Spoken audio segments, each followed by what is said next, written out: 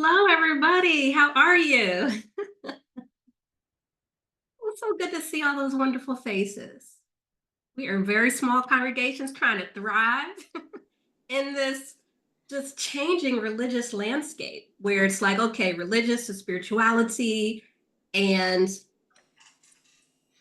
you know, how do we market ourselves? How do we outreach? How do we um, do all these big things with our small budgets, with our small volunteer pool, with our big hearts, with our big drive. Like we want this and we want it bad, and there's so much information out there. Um, but then we want to find something. Well, where is it? And okay, maybe we know what it is, but do we have the bandwidth to do it? Because you can have the resources and it says, okay, here's the curriculum or here's what to do, but someone's got to do it, right? And someone has to read that and then tell other people, and then it's like playing a game of telephone. Well, it says this, and so there's a lot of things going on, but all of us are here for a similar goal. We're trying to thrive in this changing landscape, and we're working with few resources, but with a lot of heart and a lot of optimism, because that's why we're here. If we didn't care, we wouldn't be here. So you are in the right place, and I'm glad to have you here. And I'm not going to be a talking head the whole time. We're going to have some discussions, and a big part of this is leveraging the collective wisdom that is already there. And this is one reason why also this is not for all congregations. You and I know, all of us know that small and mighty congregations have unique challenges, unique situations, and also unique opportunities too. So some of the things that work for the big congregations with all kind of folks doesn't always work for us. And so where do we find our people? Where do we find our tribe? And why do we always have to translate resources to fit what we need? Here's a place where it is deliberately for those in our situation. And so, again, you were in the right place, just if you weren't sure. Another thing is, this isn't going to be the only time we have our Chaliceside chats.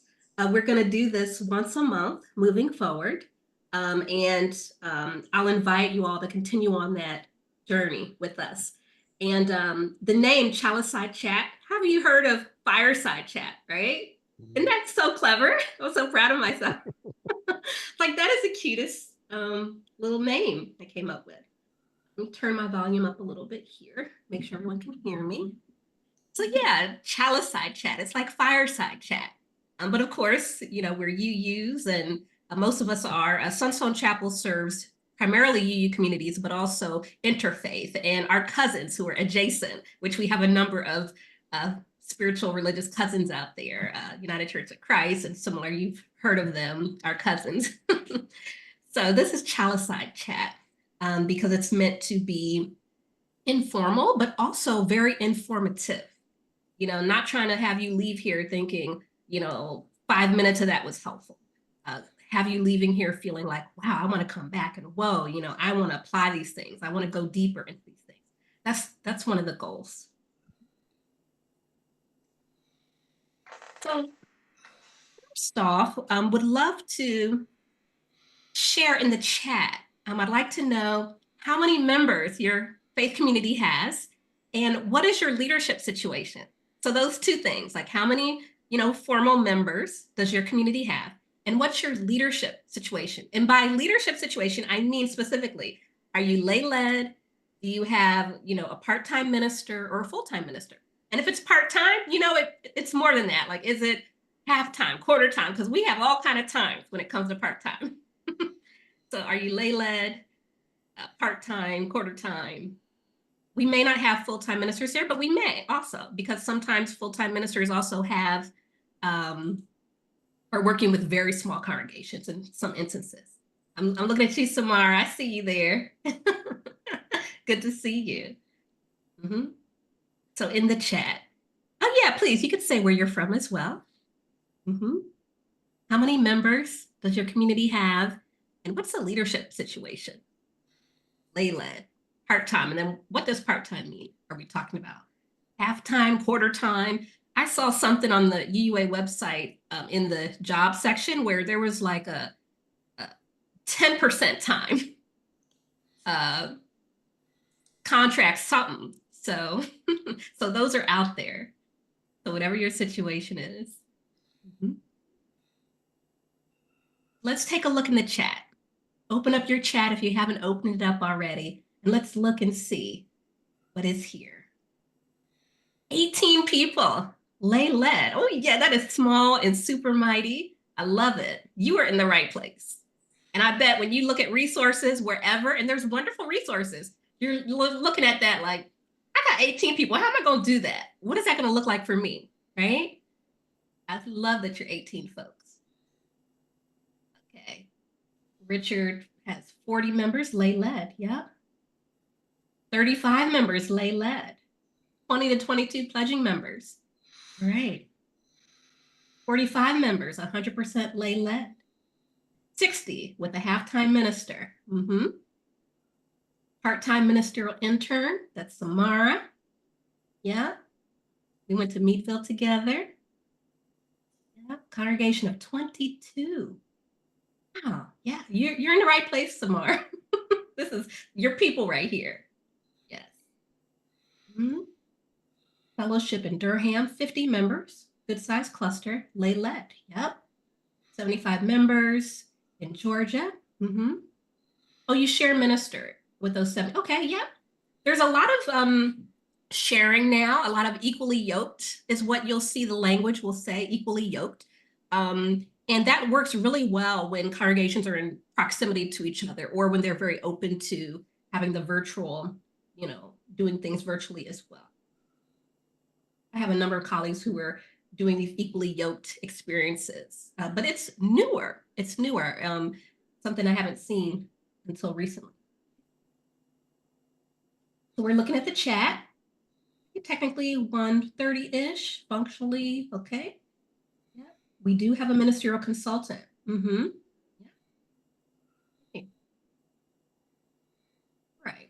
So it's just kind of interesting to see where we're at and all the different seasonings that our congregations will have. Another thing that I personally prefer the language of faith community versus congregation. And as you begin to come to these Chaliceside chats, you'll learn more about why I feel that way. But I will say, in terms of thriving into the future, just the language we use will matter a lot. The word congregation is going out of style. The word congregation can trigger some people. People don't necessarily, some people, particularly if you're trying to attract younger people or more diverse people, which many of us are, they're not drawn to the term congregation. And congregations are declining. What is not declining, though, are communities. Communities are not declining. People still want for a community. And in 2023, the Surgeon General of the United States put out a report on the epidemic of loneliness. Some of you may have heard of it. And if you haven't, I'd encourage you to dive into that. And, there's so many things you can do with it. You can do a worship service on it. You can do some adult spiritual development around it. But one thing that I pull from that report, because I'm a clinical sociologist as well by training. I teach sociology. What I pull from that is when it comes to looking at congregations in terms of faith-based organizational development, my background is also clinical sociology applied through human resources and organizational development. When I look at a faith-based context of organizational development, I hope I'm not losing you here, but folks still want to be together. They still want to be in community, but they may not want to be in a congregation with all that energy and potential trauma and just the stuff that's there. People are trying to move away from stuff because religion that people are moving away from, if you look at the Pew research, which I'm sure many of you have heard of, if you look at that, you will find that people are moving away from religion. And where is religion? It's in our congregations. So when you're trying to attract folks to you, We want to attract them into our communities, not so much our congregations. Because another thing, a congregation is usually in a building, but I got to tell you, our community is not our buildings. Our community is our people. And so this mind shift is what we're about today. And that's what the Chaliceside chats are about, shifting the mindset, because what we think in our mind, that then comes through our actions. And this is one of the reasons why sometimes what we're doing is getting results that aren't necessarily serving us, because our mindset is still shifted in that, oh, religion, congregation thing. Even though we know and we're hearing people are moving away from it, but we have to move our language away from it. And then the other reason, which I just said I wasn't going into it, and then here I am, but I'll share it anyway, just briefly. The other piece about it is, what is a congregation? What is a congregation? When you look at, many of us here are in the Unitarian Universalist space, there's very specific criteria about what makes a congregation. And if you don't meet that criteria, you can't certify as a congregation. But that doesn't mean they are not faith communities. I'm a member of Black Lives of UU. We have worship service every month. There's pastoral care, there's community, there's all kinds of things. But if you look at the UU definition of a congregation, it's not in it. But yet for many, that is their faith community, that is their church. Okay, so who says what is a congregation that can't be your church, or your community? So this is why some resources can be outdated, or not work for all of us. Okay, because we're thinking in that mindset, because sometimes definitions don't catch up to the reality of the present, right? And this is one way that it does not catch up. So I will use the term faith communities, because to me that is a term that is in the present and reflects where we want to go in the future, if you want to thrive, right? If you want to thrive. And the message is here. All right. One thing I've seen is there's some congregations that are actually changing their name from congregation to church, and so you see some of those nuances, and that's a reflection of trying to catch up with the times and things like that. So I'm going to share my screen here.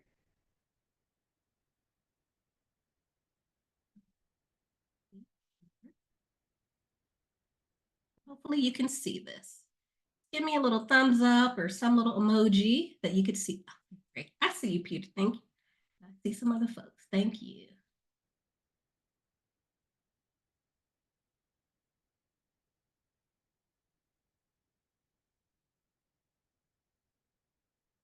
So this is what we will be discussing, chatting about in our Chaliceside chat, which is, again, like a fireside chat. We're relaxed. We are just going deep with each other.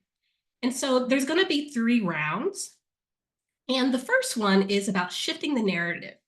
And this is based on some small group discussion that I experienced while I was at General Assembly this past week, that I wanted to bring to this group to just talk about. And this is going to be a short round, the round 1. Round 2 is going to be the meat of our conversation. And that's where we're going to talk about relationship-based worship and fellowship. What does that even mean? We are going to go into what that means and what that looks like. Specifically, that is about doing things on Sunday mornings or whenever you normally hold your worship services that are not the traditional worship service of you're having a speaker talk to you, you're singing hymns and doing joys and sorrows. That's the traditional UU worship service. Relation-based worship and fellowship looks very different. And we're going to talk about what that is and some examples I'm going to share with you from General Assembly, where I attended the majority of the UU small congregation discussion groups, which many of you were a part of, which is how I found you, and maybe why you're here as well. So I'm just pulling some of the ideas from that with my background in sociology and faith-based organizational development that I think are really relevant to our goals. And then round 3 is going to be another shorter round, just like round 1. This is looking at maximum impact. How can we get the most out of the actions we take? And this is a business principle. This is a principle that comes from an entrepreneurial spirit, which is something that small congregations will need to thrive. They will need to have this entrepreneurial spirit of exploring, of trying to leverage what they do, and just thinking strategically about things, not just doing things to do them because other people are doing them and because we think we're supposed to do them, but having some strategic mindset around them and making sure that we're not burning ourselves out, because you can get a lot of return for your energy, but it's about doing the right things, not just doing things in general, not doing a lot of things, but doing the right things. And then after round 3, I'm going to offer you an invitation. This is the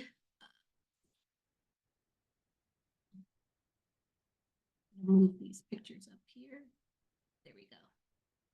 So this is our first Chaliceside chat, and as I mentioned, we plan to host these once a month moving forward. And so after round 3, and 1, 2, and 3 is the bulk of our discussion, I'm going to offer an invitation to you to stay connected.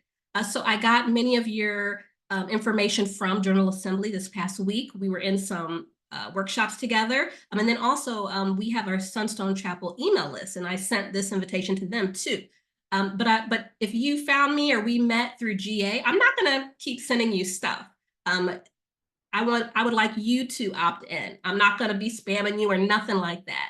So if you'd like to continue, you have an invitation to do that. And if you don't do that, I'm not going to keep emailing you.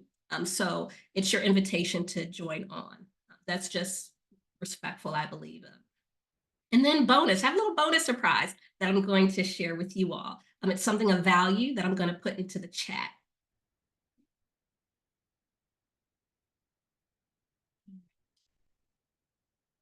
Before we get moving, here, let me stop sharing my screen. And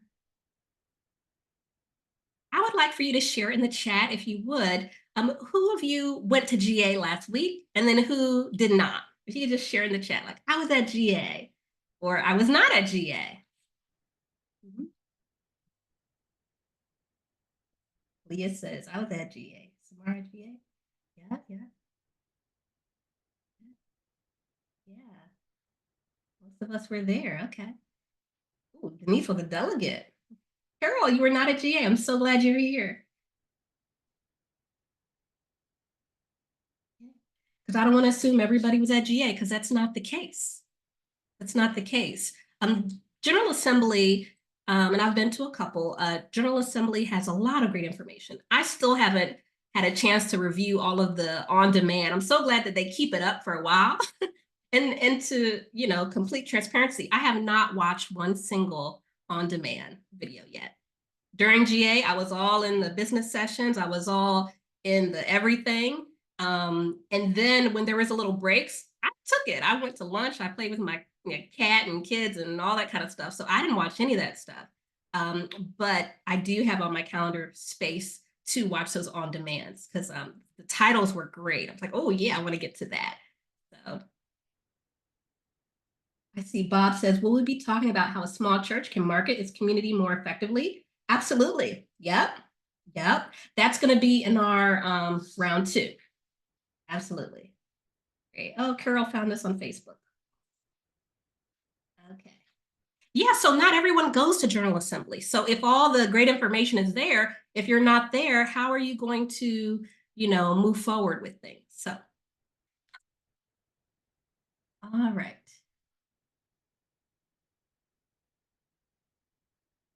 Let me just pull up. I made myself some notes so I don't forget anything.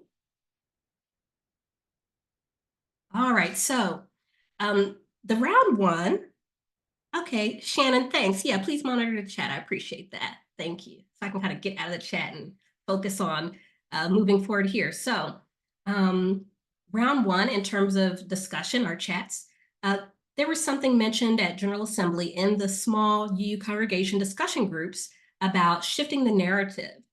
And I'm going to put this in the chat for you all, so you can kind of follow along there.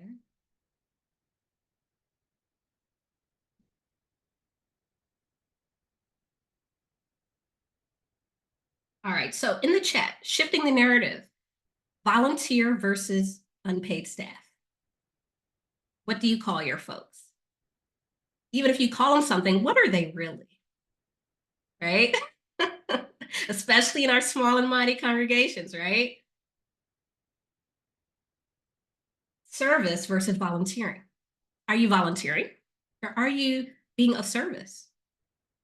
Is this your ministry or is this just something you volunteer to do?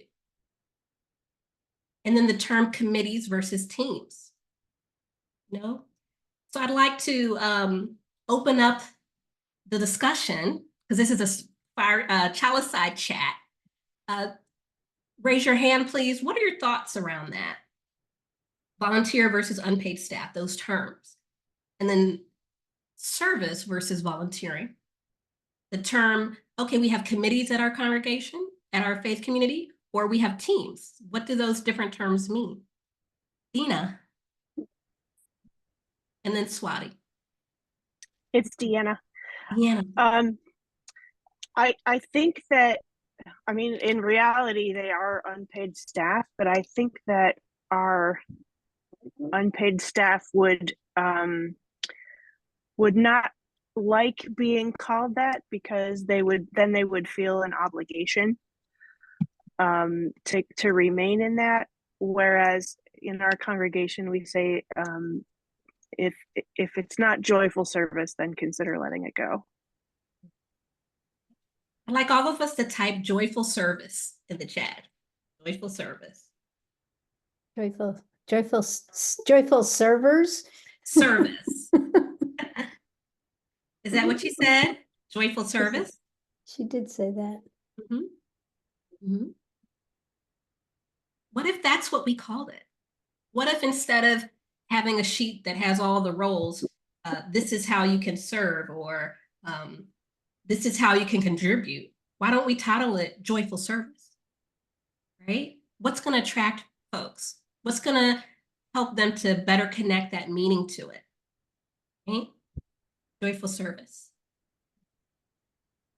Thank you. Swati.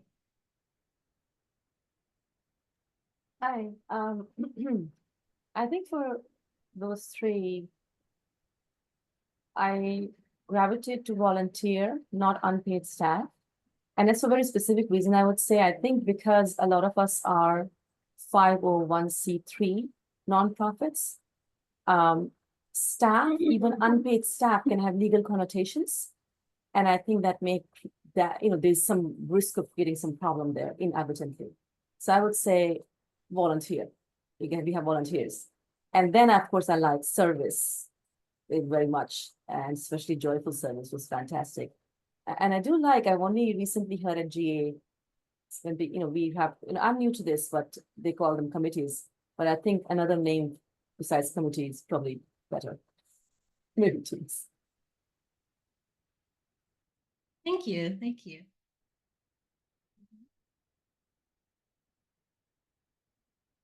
Teams versus committees. Committees to me sounds very formal in some ways. My home congregation, we use the term committees. When I used to have a day job before I worked for myself, we had teams, and that created kind of a like a more, just a different connotation. Do you know what I mean? Yeah. And one of my friends at their church, it's not a UU church, it's a Baptist church. They don't call their kind of groups committees or teams, they call them ministries. We have this ministry, that ministry. It's not, oh, that's a committee. Oh, that's the whatever, but it's a ministry.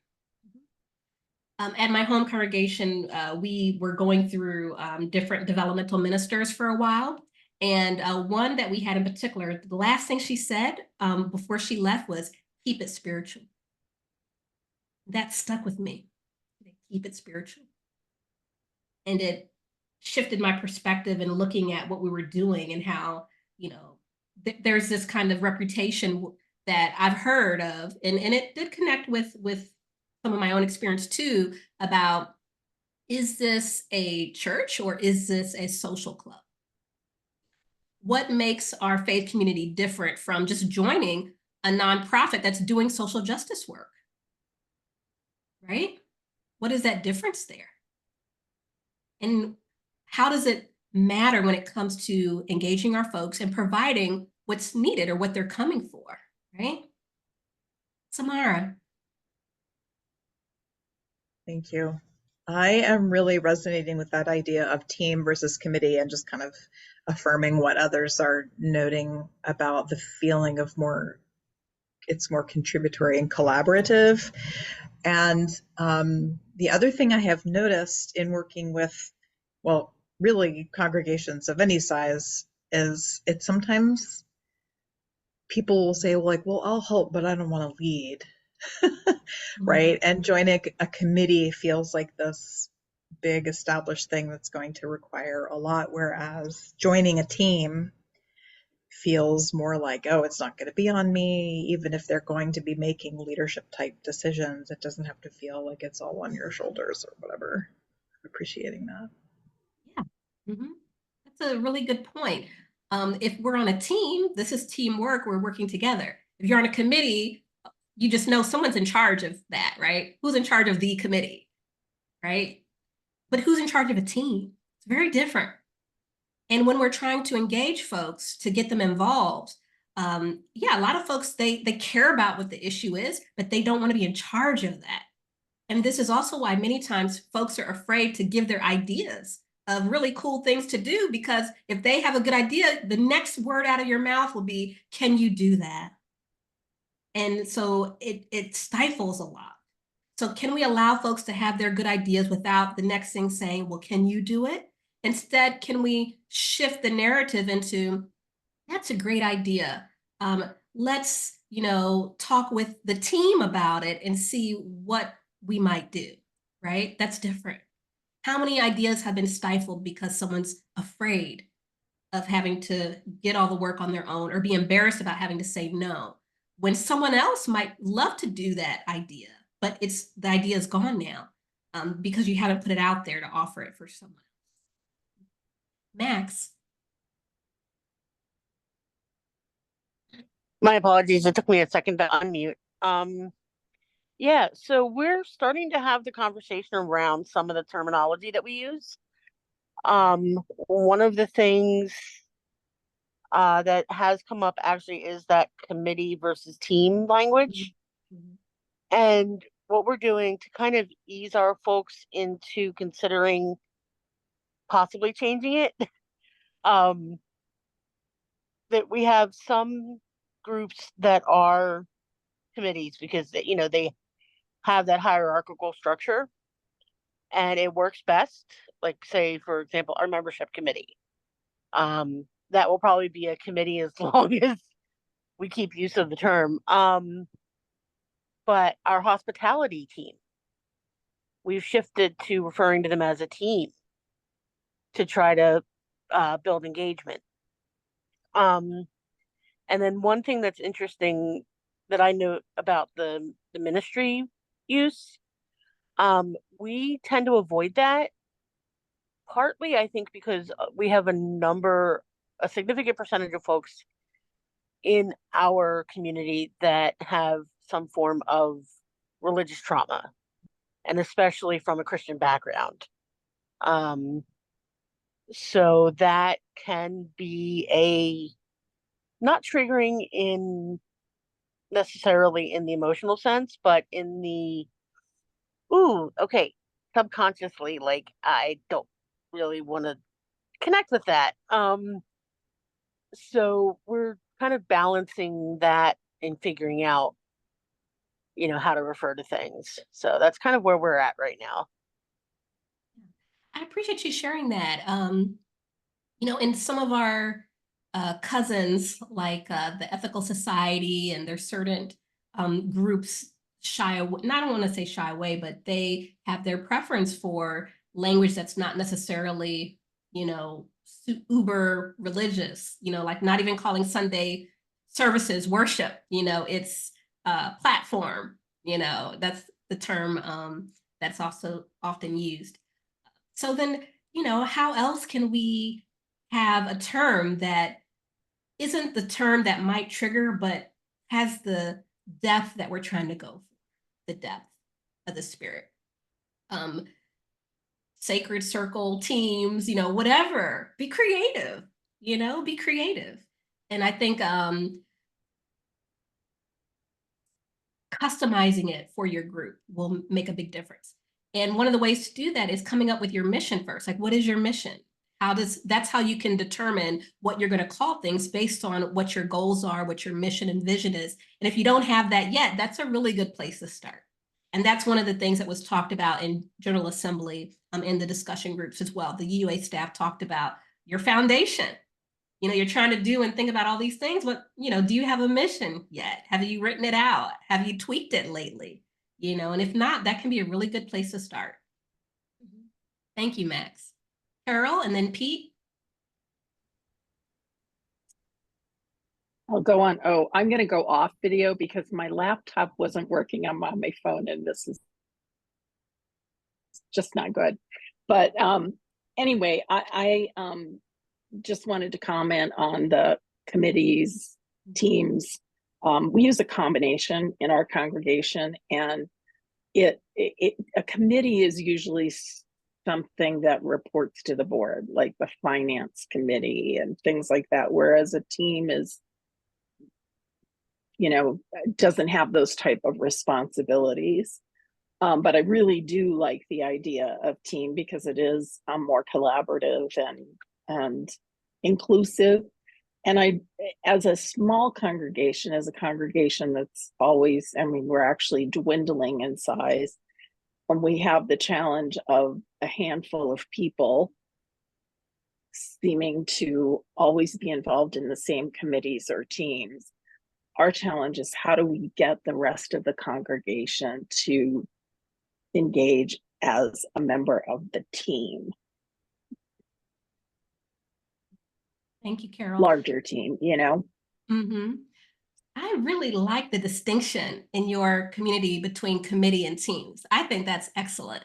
It's very clear, and and yeah, a committee, it's okay to be formal and have, someone be the chair when you're the finance committee, like that. Right. There's a legal responsibility there, but if I want something kind of relaxed, then I'm going to be drawn more to teams.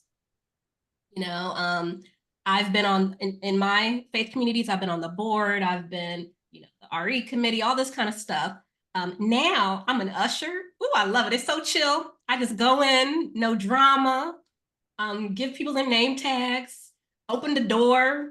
It's so chill. And I'm like, wow, why didn't I discover this sooner? I kind of started in the coffee making and then jumped into big committees. And I was like, man, this usher thing is nice. So I'm an usher, and then I'm chair of denominational affairs, which it's a committee of one. Again, small congregation. But yeah, usher is so chill, and so there's certain things, there's like I don't want to say a hierarchy, but it's kind of like there's leaders at all levels, and they're needed. Like, someone needs to make the coffee. That's important. It's really important. And then someone needs to be an usher and greet people, because that's oftentimes the very first impression. So it's very chill and laid back, but that role is very important. And so just because someone's not on a fancy, committee doesn't mean that their role isn't important. And that's the same way that I perceive leadership. We have our ministers, we have our lay ministers, we have our, RE professionals. Leaders at all levels are very important. Pete, yeah. Yeah, I really love the conversation around the language we use. I wanted to just say one thing about our church congregation place. We're called Fellowship. So Unitarian Universalist Fellowship is the title of our church. So so anyway, that I will say that really appeals to me. I think it's great because I'm in one of those really small congregations where maybe 20 to 25 people show up on a Sunday morning, and people generally are very involved. And I really do like the idea of engaging the fellowship in a conversation about the language, because I can see even in the chat here and what people have expressed, there are different things that are triggering to different people, and at least, I think really engaging in that conversation is really important. But I wanted to bring up just another idea in organizational work. There's the idea of job shaping, which is shaping work around people's strengths, gifts, and so forth. And so I think that, again, for small communities can be really awesome. And it may be that you continue to have your committees and or teams or whatever they are, but recognizing what people bring to the community that's unique outside of the structures of, I don't want to say bureaucratic structures, but it is kind of grows out of bureaucracy, right? But the idea that people bring individual gifts into a community, and even an exercise around having people recognize and shape the titles. I know my brother is a longtime pastor in a Methodist church in inner city Indianapolis, and they did this, and it was a little bit of a larger church, but there was one guy who just loved to go around the neighborhood and connect with people. And they ended up making a business card for him. It was called the Roving Listener. His title was a roving listener. And they ended up eventually hiring him into the church, and that was his job title there. So, I mean, just this idea, kind of stolen from really positive organizational scholarship work to the idea of job shaping and focusing on people's strengths. Thank you, Pete. In one of the discussion groups at GA for small congregations, one of the staff members shouted me out there in a positive way. They said, if you haven't watched Ebony's presentation from a couple of years ago, it's called Power Teams. And in that presentation, I talked about shaping volunteer roles based on the individual, which is particularly relevant for our very small congregations. So one thing I can do is I can send a link, if you join into the invitation at the end, I can share a link to that presentation. But in it, one of the things I talk about is, particularly with small congregations, there could be a young person or any person who, for their career goal, they want to do something, or they want to build their resume, or they want to explore something. Instead of having a list of, okay, these are roles we need to fill, talk to your folks, get to know them. What do you want to do? And then look at your list and see where that can fit. We're asking the wrong question first, and then wondering why we're having a hard time getting people to say yes, right? We're saying, oh, this is a role, can you fit it? Instead of, tell me more about you. Let me learn more about what your goals are, what you're excited about, what you plan to major in school, or what kind of work you're doing now. Oh, you work at wherever you're trying to get a promotion there. What is the gap between the skills there and that? And let's see where we can help you fill them in our congregation, in our community, right? They will say yes to that, because that's an internship, right? A lot of my resume is faith-based stuff that I did in my congregation, right? Well, again, my background's HR, so I know I made that connection for myself. And so one of the things I teach is, how can you do that in your own faith community? So we'll put a pin in that, Pete. And again, if you move forward with the invitation, I'll have your email to send you the link to that presentation. In addition to Sunstone Chapel, I have another ministry called Innovative Spirit that I do more of my HR consulting and career coaching with. And I think I presented that workshop through there. So you may see a different kind of logo thing. And then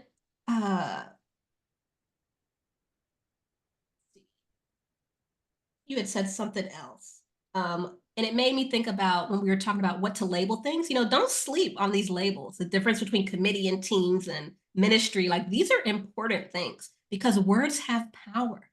Words have power to attract or repel. We're looking in the chat here. Certain things can, have negative connotations for certain people. So if you are going to, let me see here. Richard was saying team can have a personal negative connotation, something that I was excluded from. Yeah, that's real. So let's say if you're using the term teams, when you talk about volunteering or being of service, just be open about like, hey, this is not that, this is in our teams, in our community, this is what we did. So that people can know that that is not what they should expect. They should expect something different. Just be open about it and say so, can be really helpful. And Carol, I jotted down a note when you had mentioned about a lot of the same people serving in the same roles in your volunteering, experience. For those situations, are there specific terms that people are required to adhere to? I was just curious. Well, not really. I mean, it's a member of a committee or a team member, if it's the hospitality team or something like that. I think my kind of what I was trying to get at was we have a small group of people that are always the ones that volunteer for a committee or a team. And there are others in the congregation that I'm sure have gifts that if we could widen our mind to think of the whole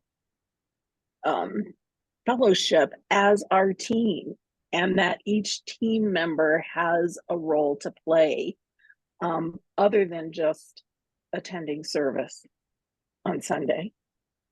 Mm-hmm. We need more people to step up, and we're at the point where lots of people are burning out, same handful of folks that are, driving it. One, and I'm not sure exactly the situation, but I will say that I have seen where, there's a position, a volunteer role, and someone will say, I'll stay here because no one else wants it, or no one else is raising their hand.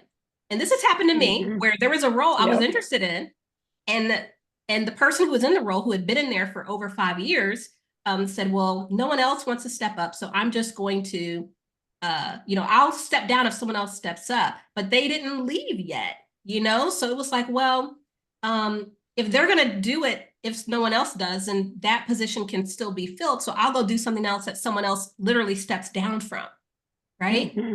So making sure we're having these clear stepping downs, because some people won't raise their hand until it's very much vacant, and just because someone says, oh, I'll stay here, but only if no one else will do it, that tells people that it's filled. Okay? Mm-hmm. It can tell people that it's filled. And so I would encourage us or invite us to be cognizant of that. Someone really needs to step down and it say vacant, not, oh, this person is just going to do it until someone else, and then they never do, and someone else doesn't step in because the person said they'll stay there. So then let me go to another position where someone's actually not going to stay. They said, no, I'm going to leave. And then another thing is people who are in current leadership positions, I have seen it be helpful when you can actually task those people with finding a replacement for themselves, right? Mm-hmm. So let's say you have someone on the hospitality committee and you want them to step down, say, hey, would you mind to reach out into the congregation and find someone to replace you? And then that way, the people they reach out to, they can talk to that person about what the realities are of that position. And it kind of creates like a mentoring thing because you're ushering someone in, and it's not a sharp someone leaving the position. It's kind of like a smoother way, and you're kind of putting it on them. So I love that idea. Yeah, there's creative ways to do that. Mm-hmm. Yeah, and it can be also helpful to, when people do leave committees or teams after being there a long time, making sure that we're recognizing and thanking them in a deep, meaningful way. Because some folks, how folks feel really tied and connected to whatever that work is. People will step down and let others do things when they feel like, there's a positive ending. It's not just like abrupt. So thinking about work's transitions. truly appreciated. Mm-hmm. Yeah. Max, and then, I don't want to mispronounce your name again, Dana. So help me out when we get to you. Max and Dina, and then we're gonna go into our next chat. Awesome. And I do apologize for being off camera. But Okay, it's all good. awesome. I was reminded of something that I learned a long time ago. And it's related to church growth. I don't know if it's been debunked since, but it's the 80-20 principle. Mm-hmm. And in the particular context of church growth and things like this, it's the thought that 80% of leadership roles and things of that nature are undertaken by 20% of the people. And that is such a challenging paradigm to shift. Because like you were saying, people see that roles are filled. Even if somebody says, "Oh, I'm stepping down," it's vague enough that they're like, "Oh, I don't know. I don't want to seem like I'm, overtaking the person that was previously in it," or that kind of thing. So navigating that and encouraging engagement above that, breaking that 20% barrier. So that was something I was reminded of.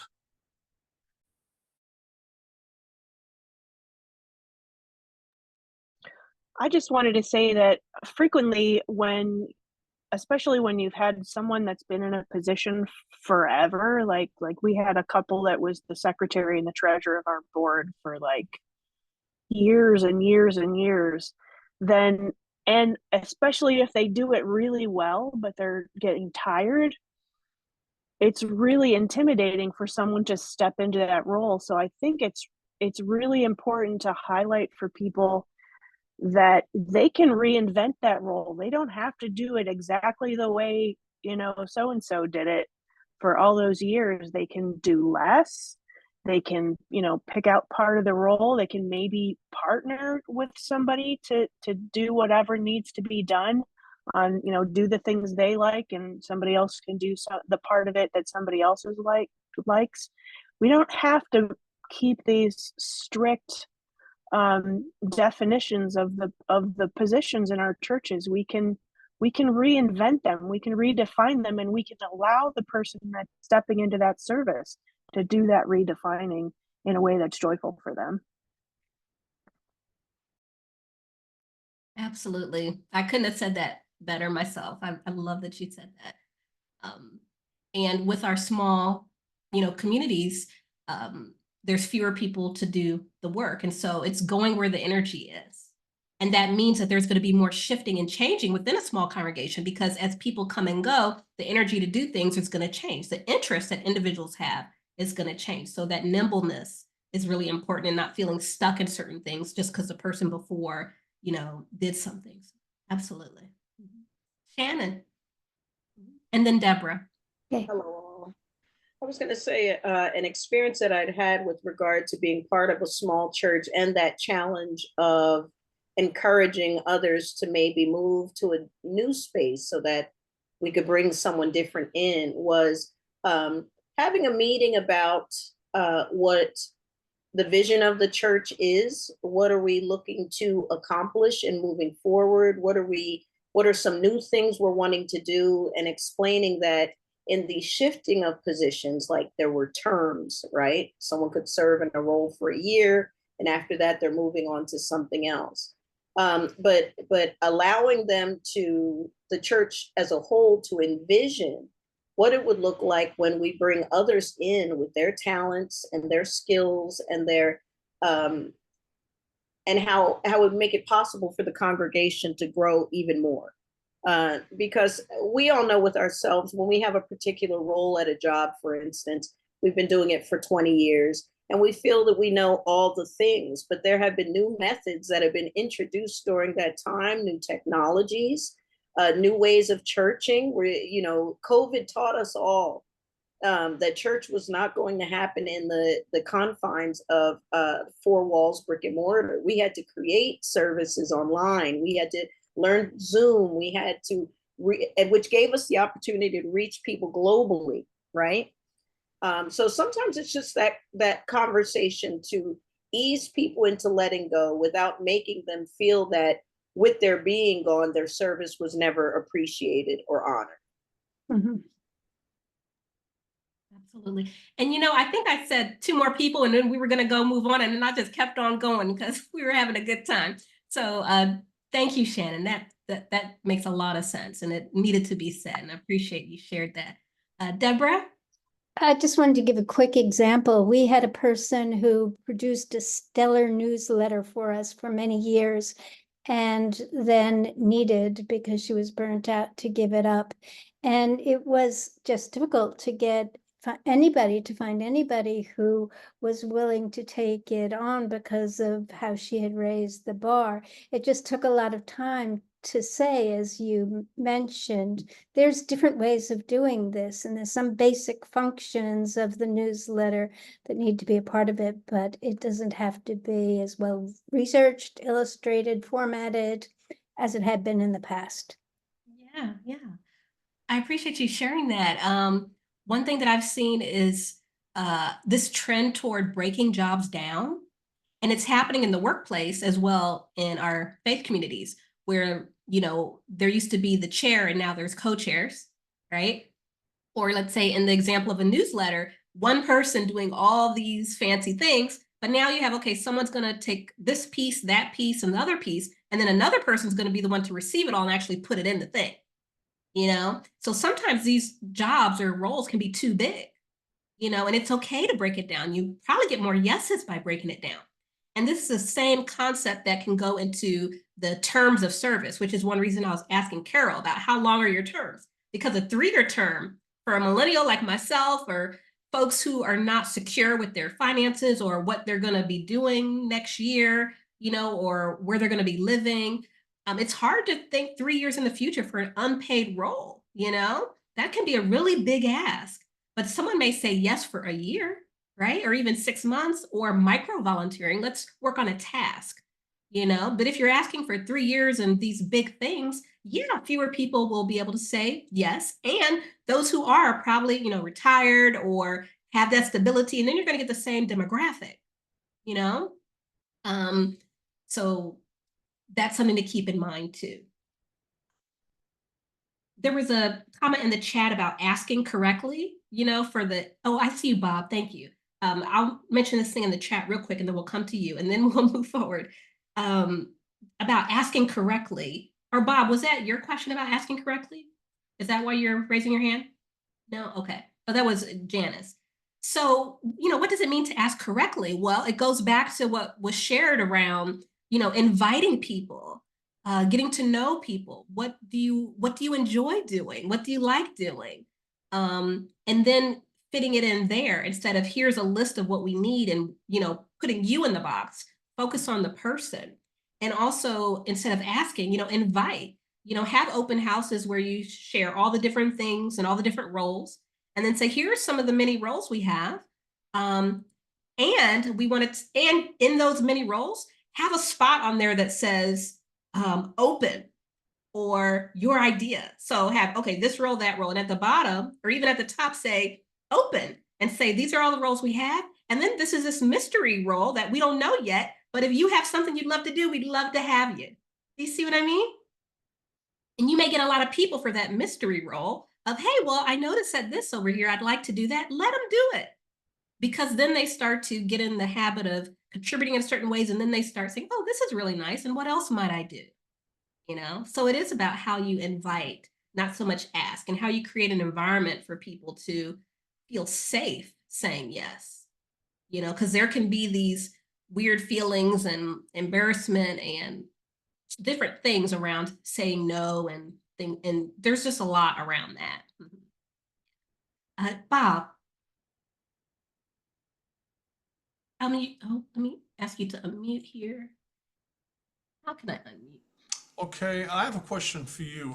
In a small congregation or church, whatever the terminology is, you've got a small amount of people doing a lot of key functions, and also those people are also doing a lot of miscellaneous functions along with those. Now, unfortunately, a lot of the people in the church have not shown the interest to take over any of the miscellaneous functions. And of course, the concern is that you're going to burn out people doing key functions. How would you approach the congregation on that? Or do you have any suggestions on how you would do that in order to get them to volunteer more for some of the miscellaneous stuff so we don't have burnouts with some of our key people? One thing I've seen is hiring people for those miscellaneous things. And it doesn't have to be a full-time or part-time person, but there's these things called Upwork, Fiverr, where you can do it task-based. So sometimes we think that if we are going to hire someone, it has to be, a formal employment thing, but it doesn't. So that's just one example where for miscellaneous things that could be done virtually, have a virtual assistant. Upwork and all that, very inexpensive, and then terminology, like, remember how I was saying just because something seems to be low doesn't mean it's not important, right? So miscellaneous, can you give me one example of miscellaneous? Making coffee is important to others. Yeah. Some people could care less. Some people will die without it. So it just depends on the person. But the whole thing is that I would imagine if there was no coffee there when the people came in, we would probably hear various squeaks about that. Yeah. But that isn't something that we want people who are running our service to be dropping what they're doing in order to go make the coffee. Yeah. So reframing what is important and what's not, because something doesn't require, a lot of mental energy doesn't mean it's not important to the community building. So Richard and Max, would you mind to put your comment in the chat? Because I just want to get to the relation-based worship and fellowship.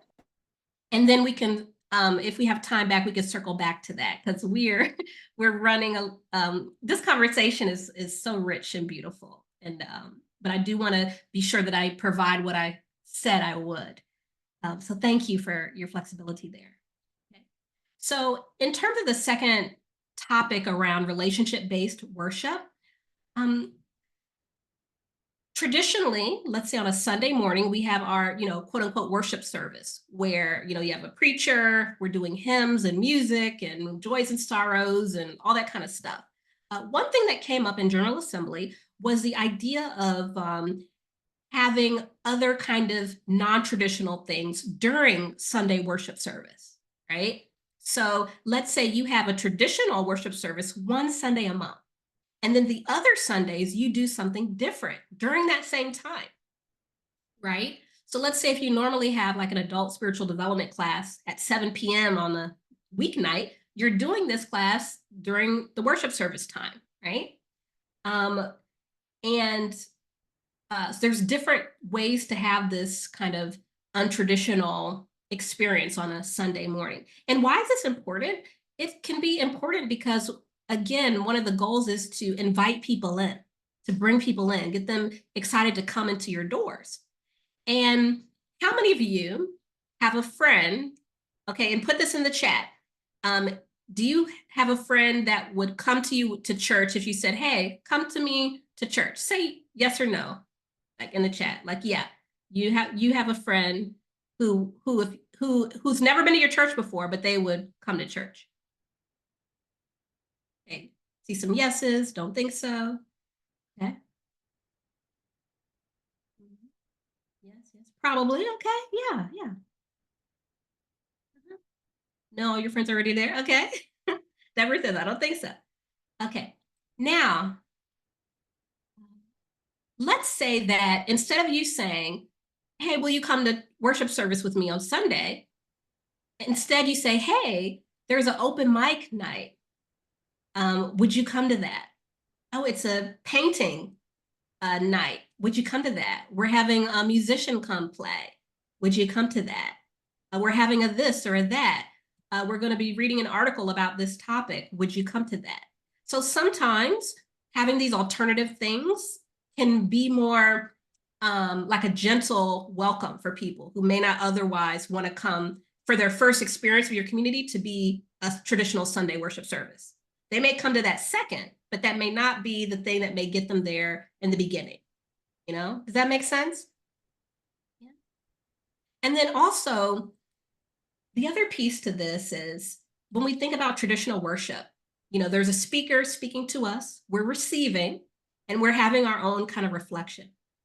When we shift to these more relation-based worship services where we're doing things together, having discussions together, building community and relationships together, it becomes more of co-creating an experience that nurtures collective reflection instead of just a one way. It becomes more of a we.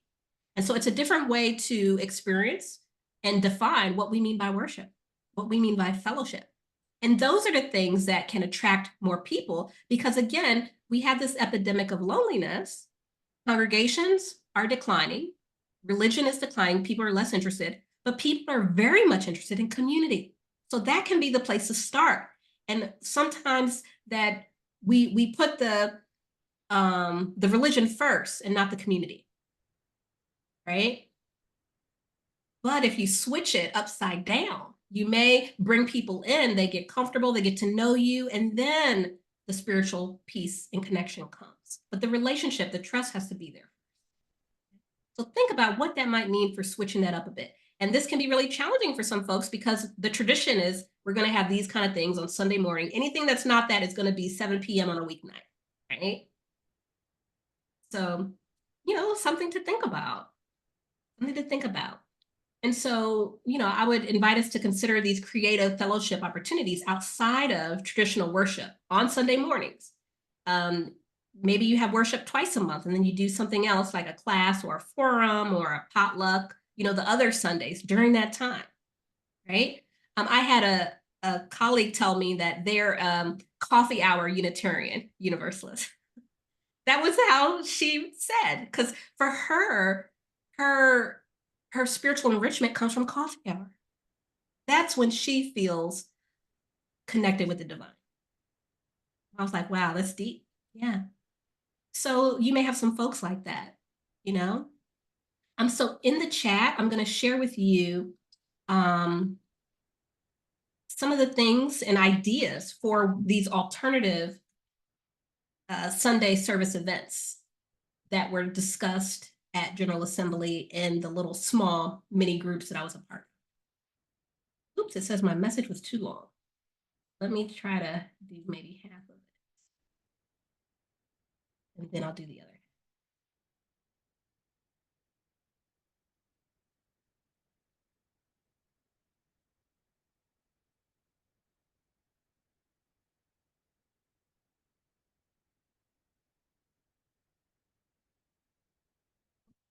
And while I'm typing this in, please feel free to put your own ideas for things you've done.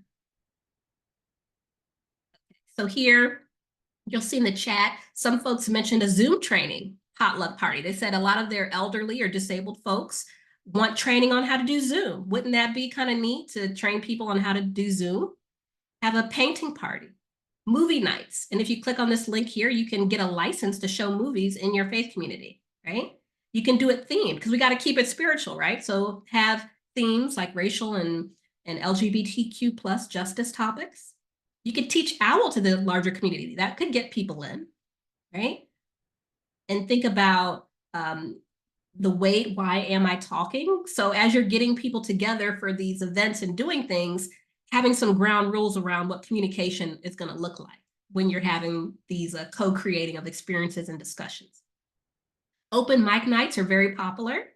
One person talked about how they teamed up with a local musician from a local, you know, thing. So this person of this congregation may be in this group because this is something that I pulled from the chat. Okay, some folks had a vegetarian potluck. They got a grant from the UU Animal Ministry, okay, to do some education. And you can click on that link for the animal ministry. You can do book groups. And one thing about book groups is if you want to get a younger demographic or a more diverse demographic, consider shifting away from books. Consider focusing on articles, right? I may not have time to read a 300-page book and meet 6 days, you know, over 6 weeks. I may not be able to do that. But if there's an article on the topic, that I can read in 10 minutes and have a discussion about, I'm much more likely to participate in that, right? So again, it's that concept of, why are we asking for 3-year terms for things when you can do something that's a 1 year? Why are we asking for for people, if they want to participate, they have to read the book. And then we might say, oh, you don't have to read the book to participate, but then we all kind of feel like we need to read the book, regardless of what you say. But if you do an article, it's more manageable, right? And there's so many great articles. There's Harvard articles, there's articles from the UU World, just a lot of stuff out there. Like, why are we always doing books? You're going to limit who can participate. And then we wonder why we can't get people to participate, right? So these are things to think about. I'm going to put some more of the ideas in the chat.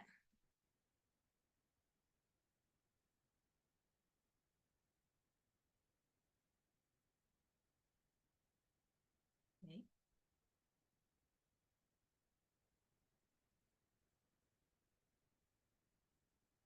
There's some more ideas that I'm bringing in from General Assembly.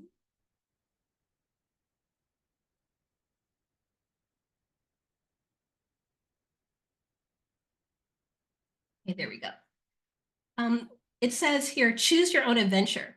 This is one that I had contributed to the chat at General Assembly because I did my seminary internship at All Souls Unitarian in DC. And I was there maybe a month or so ago. And when I went for worship service, we started in the sanctuary, and then they did this thing called Choose Your Own Adventure, where if you wanted to do yoga, you go to this room. If you want to do art, you go to that room. If you wanted to do something physical, you go to the gym. And a lot of the kids were there. If you wanted to talk about an article, you go over here. It was choose your own adventure. And you got to meet people who had similar interests to you because they went to the little, it was so fun. And it was intergenerational. There were kids in the art room, adults in the art room. Like, it was really neat.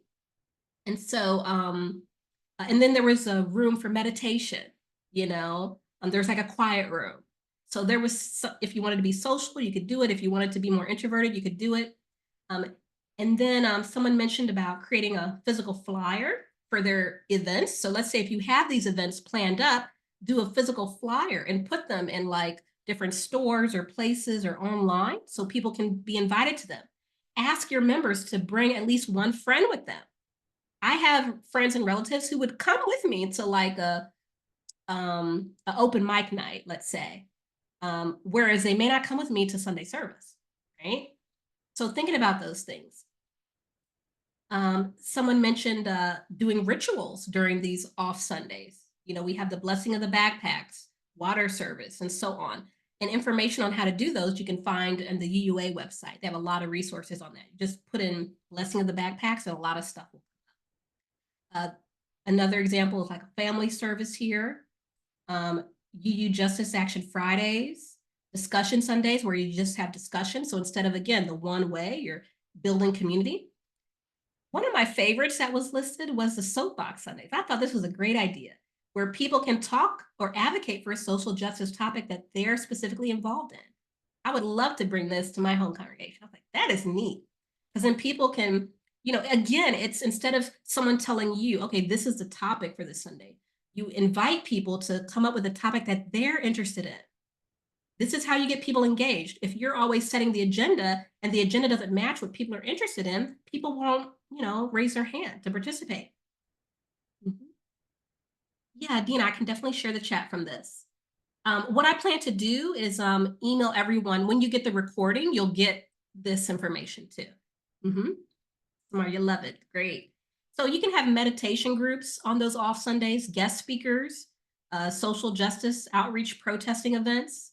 So instead of Sunday worship, we're going to go to this event and protest that. Like, that's, experiential worship, right? Because you're putting your faith in action. Who says that's not worship, right? Who says that's not worship?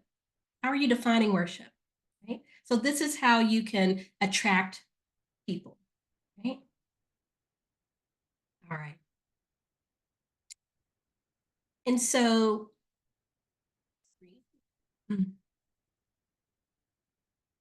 here we've talked about shifting the narrative. We talked about relationships-based worship and fellowship. That's what we just went through. And so for this third thing, I want to talk very briefly about maximum impact. So one thing with our small and mighty communities is, we have very limited bandwidth, very, very, very limited bandwidth. You know this, we know this. So what's important, what I would invite you to consider is when you do something, make sure that you're leveraging it, as much as you can.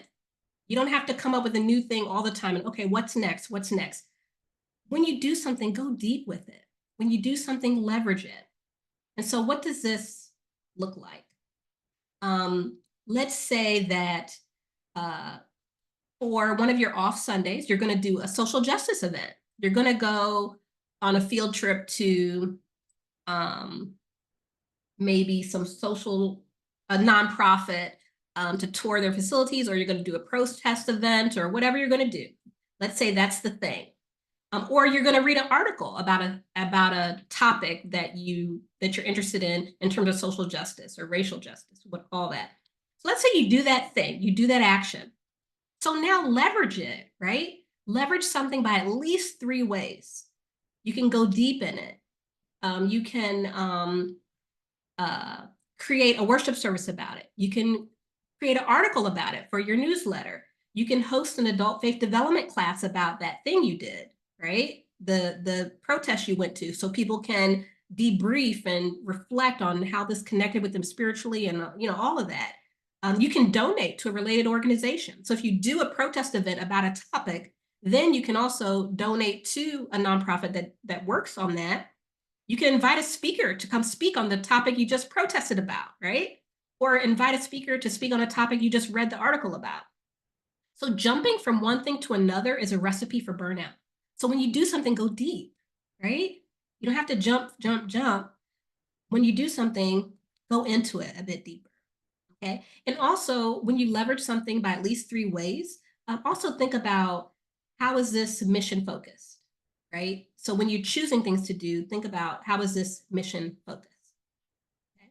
And when you leverage things, it can be like the difference between trying to dig a hole in the ground with a spoon versus with a shovel, right? That's why you leverage something 3 ways. This is a marketing strategy too. If you're going to do, let's say, an event, you can transcribe it, you can take pictures of it, get testimonials. That's something that spiritual entrepreneurs do, and so as a spiritual organization, you want to leverage what you're doing, okay, so that you're getting more out of the work that you're doing, because again, there's less bandwidth to go around. So be creative when you do something. If you have, let's say the one worship service you do a month, or maybe the 2, let's say, because you're doing these other things the other Sundays. If the worship topic is on X topic, how can you continue to dive deep into that later in the month? So let's say your worship service is on, animal welfare. Then the next Sunday, you can do an adult spiritual development class on animal welfare. And then, so just dive into the topic a little more. And then you're not having to keep doing completely new things all the time. And then you're still getting deep with each other and building relationships. Okay? It's kind of like eating a piece of cake with a toothpick instead of a fork. You're using a lot of energy, but you're not getting as much reward. That's that. Any questions, or let me take a look at the chat here. Oh yeah, lots of folks saying, gotta run off for another event. No worries, Kitty, because this is recorded. I got you. You're gonna get this recording. You hosted a book signing meet and greet. Yeah, that's awesome. Yeah. Oh, that's so creative. Potluck breakfast. I would come to that. And I could invite a friend to come to potluck breakfast, because they come anytime there's food involved, right? And then they come for potluck breakfast, and then they're like, oh, this is an interesting building. And then they learn about the congregation. But if you're inviting people to Sunday worship, and that's not something they normally will go to, it can be harder for them to say yes. So these other activities are a way to invite people in. Fooditarians, yeah. Yep, I see you, Richard. Burnout is maximum effort for minimum result. That's right. I see you offered, Leslie Lysel offered their space to organizers. Okay, yeah. Joint venturing? Absolutely. Okay, awesome. All right, so that was this brief round 3, just how do you get the maximum impact for what you're doing? And so the next thing is just a little bit about us. So here's the invitation. Sunstone Chapel, myself and Shannon High, you'll see her there in the chat. We offer guest preaching and theme speaking, Sunstone Chapel in residence, and then our new program called Thrive UU Fellowship, which is specifically for very small congregations. I'm not going to go too much into it, but as long as you sign up on the email list, you'll get more information as that comes available. Okay. And I want to share with you this quote by Oprah. She says, "We can't become what we need to be by remaining what we are."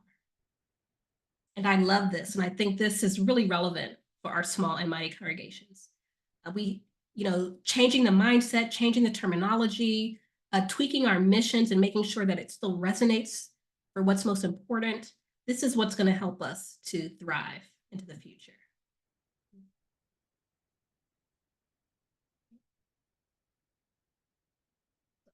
Questions, you can email me, visit us.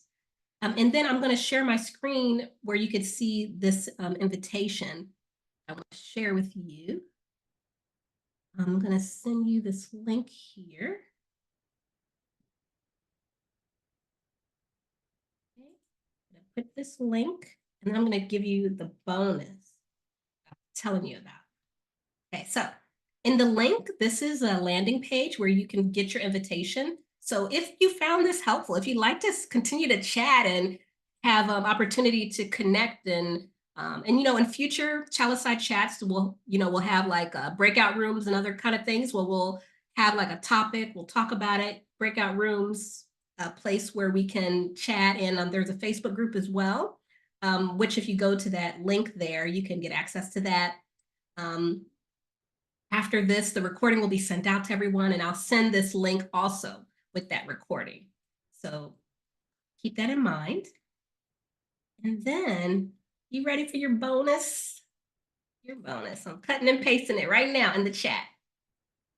Probably going to tell me it's too much. Let me see. Yeah, it's too much. So let me break that down.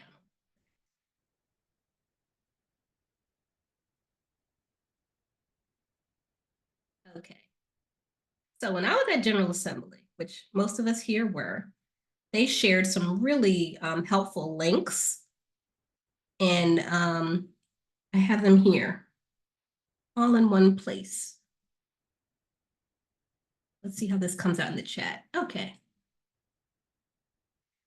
So the UUA does have regions. Some of you may be familiar with that. And so I would definitely say reach out to your region for certain questions and things you have. I don't work for the UUA, but I do go to the UUA website often, particularly when I'm working on, like if a congregation I'm working with has a curriculum that they want me to help facilitate or whatever. So the UUA has some really great resources. So just want to make sure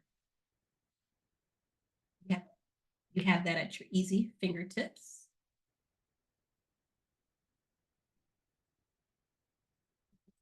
Here too. There you go. These are all the helpful links that I thought were awesome. So here they're all in one place. I know some of y'all cutting and pasting like crazy. And that's wonderful. And if you sign up on our email list, I will give this to you in a nicer way. You'll get the recording, you'll get the link, you'll get all this stuff. But this is good stuff because, again, resources are out there, but like, where are they and what are the ones that matter most to our situation? That's harder than just like, okay, free range, all the stuff is there. It's easier when they're down here like this. So hope you find that helpful. I was like, oh, these are some good links. I want to share them with everyone tonight.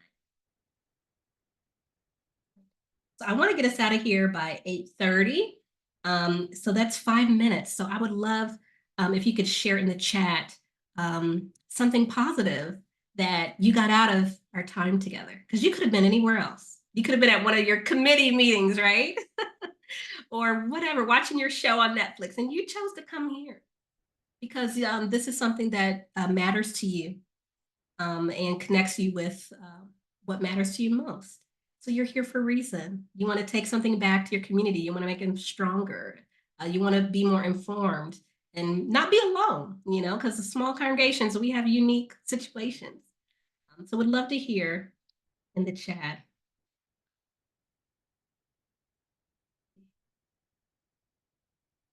Swati, okay.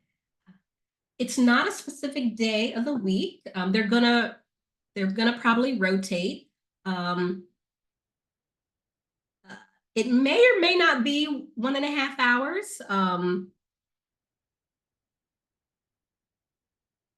I think it was a little longer today because I was bringing in General Assembly stuff. But it could, you know, depending on the conversation. But definitely no more than 1.5 hours. Probably closer to, I'll say that would be the goal. But since this is our first meeting, hope that answers your question, Swati. And also, this is another reason why I'm recording it, because, you know, sometimes we may only have a chance to sit down for an hour, right? So it's recorded, so you can always catch that last half hour if you need to step off. I'm looking in the chat. The Oprah quote was great. Glad to connect with others in small congregations. Encouragement that we're not the only ones facing these challenges. They love the creative list of alternative events. Yeah, that's really cool. Thank you for gathering and leading us, Evan. Well, thank you. Swati says this was very informative, especially since we have 8 summer sessions of dialogue and deliberation. Yes. Love the alternative ideas for Sunday mornings. And I don't take credit for those. Those came from the General Assembly, the small discussion groups that I was in. And I was like, wow, this is really great. These are some really great ideas. And it's not just their great ideas, but specifically when it comes to getting more people, growing our membership, increasing engagement, you know, that's where it makes a really big difference. Because we're all doing this, okay, preach here, receive, and then we're doing some of the most important work after Sunday worship, and a lot of people aren't coming to that, you know? So having this kind of upside down church in a way, get some really different results. Lysol says, faith communities is language that resonates, creating a shift in the usual religious language. Feels like there's a lot of resources you're aware of that would be very helpful to us. Yes. Save chat, yep. All right, chair of the worship, they've been discussing having evening events. Great. Thank you so much for offering this. All right, so let's call it a night, y'all. Let's call it a night. Thank you for being here with us. Appreciate it. And I hope you got a lot from it. Looks like you did in the chat. Hope to see you next month. We'll put it out there. It's going to rotate the days, so because some people can come on some days. If you're not there, don't feel left out because we have a Facebook group. It's going to be recorded. So even if you're not here, you are here in spirit, okay? You are here in spirit. And we'll see you on the replay. So take care, everyone. Good night.